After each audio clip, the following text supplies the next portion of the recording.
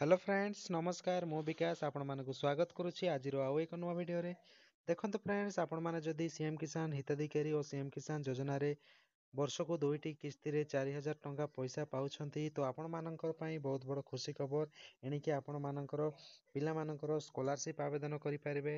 ए scholarship नुआ योजना T करिसंती कृषि विद्यानिधि योजना। ए योजना रे आपणक पिला मानकर स्कॉलरशिप आवेदन करि पारिबे एवं स्कॉलरशिप टंका पाई परिबे। चलंतु पूरा संपूर्ण डिटेल्स आपण मानकु मु एई वीडियो रे जणाइबी।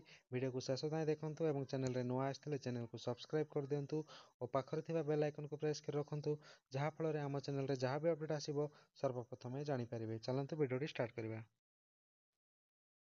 देखंतु फ्रेंड्स एई योजना टी हेछि कृषि विद्यानिधि योजना बा आपण मानकर जदि सीएम किसान हिताधिकारी आपण मानकर पिला मानकर स्कॉलरशिप पाई परिबे। देखंतु सीएम किसान हिताधिकारी परिवारर मेधावी छात्रीଙ୍କୁ वृत्तिगत और वैषयिक शिक्षा ପାଇଁ आर्थिक ସହାୟତାର ବ୍ୟବସ୍ଥା AISHE ମାନର ସରକାରୀ ଶିକ୍ଷାନୁଷ୍ଠାନ ସମସ୍ତ ଖର୍ଚ୍ଚ ଏବଂ ବେସରକାରୀ ଶିକ୍ଷାନୁଷ୍ଠାନ ନିର୍ଦ୍ଧାରିତ ହାରରେ ଖର୍ଚ୍ଚ ବହନ କରିବେ ରାଜ୍ୟ ସରକାର।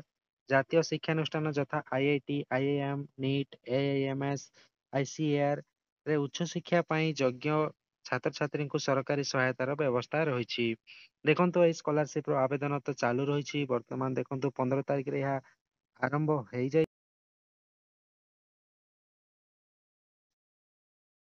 ଦେଖନ୍ତୁ ଏହା 15/10/2025 ରେ ଆବେଦନ ଆରମ୍ଭ ହୋଇଯାଇଛି। ଛାତ୍ରଛାତ୍ରୀ ମାନଙ୍କ ପାଇଁ ଦ୍ଵାରା ଆବେଦନର ଶେଷ ତାରିଖ ରହିଛି ଦେଖନ୍ତୁ 30/11/2025। ଆନୁଷ୍ଠାନିକ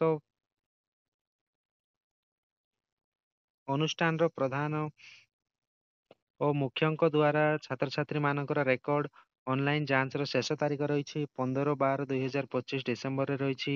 ଏବଂ ଦେଖନ୍ତୁ ମୁଖ୍ୟ ଜିଲ୍ଲା କୃଷି ଅଧିକାରୀ ଦ୍ଵାରା ଛାତ୍ରଛାତ୍ରୀ ମାନଙ୍କୁ ରେକର୍ଡରେ 15 ଅନଲାଇନ ଯାଞ୍ଚ ଶେଷ ତାରିଖ ରହିଛି 15/1/2026।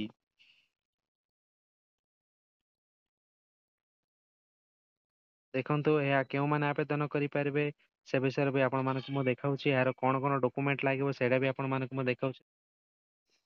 ଦେଖନ୍ତୁ এই ସ୍କଲାରସିପ ଆବେଦନ କରିବା ପାଇଁ ଯେକୌଣସି ST, SC, SC, BC ପିଲା ଆବେଦନ କରିପାରିବେ। ଏବଂ ଦେଖନ୍ତୁ ଏହାର କୋର୍ସ କଣ କଣ ରହିଛି ଦେଖନ୍ତୁ agriculture, allied science, animal husbandry, architecture, Ayurvedic, BSc, bachelor, dental, fishery, forestry, ITI, MTech, medical, nursing, paramedical, PhD, pharmacy, physiotherapy, architecture, Ayurvedic, BSc, dental ଏଥିରେ ପଢୁଥିବା ପିଲାମାନେ ଏହି ସ୍କଲାରସିପ ଆବେଦନ କରିପାରିବେ। ଦେଖନ୍ତୁ ଏହାର ଆବେଦନ ମାନେ ଆବେଦନ କରିବା ପାଇଁ ଆପଣଙ୍କର ଡକୁମେଣ୍ଟ କଣ କଣ ଲାଗିବ ଦେଖନ୍ତୁ। ଆବେଦନ କରିବା ପାଇଁ ଆପଣଙ୍କର ଆଧାର କାର୍ଡ ଲାଗିପାରେ, କାଷ୍ଟ ସାର୍ଟିଫିକେଟ ଷ୍ଟୁଡେଣ୍ଟର ଲାଗିପାରେ, resident certificate student, passport size photo, ration card, parents ଗାର୍ଡିଆନର ବେନିଫିସିଆରୀ ଆଇଡି ବା ଯୋଉ ମାନେ ସିଏମ କିଷାନ ଆଇଡି ସେଇଟା ବି ଲାଗିଥାଏ ଏବଂ 10th ସାର୍ଟିଫିକେଟ, ମାର୍କସିଟ ଏସବୁ ଲାଗିଥାଏ। ଫଳରେ ଆପଣ ଏହି ସ୍କଲାରସିପର ଆବେଦନ କରିପାରିବେ। ଯଦି ଆପଣମାନେ ଯଦି ସିଏମ କିଷାନ ହିତାଧିକାରୀ ଯଦି ଆପଣମାନଙ୍କ ପିଲାମାନେ ଯଦି ଏହି କୋର୍ସ ପଢୁଛନ୍ତି ତ ଆପଣମାନେ ଶୀଘ୍ର ଶୀଘ୍ର ଯାଇ ଏହି ସ୍କଲାରସିପରେ ଆବେଦନ କରାଇ ନିଅନ୍ତୁ।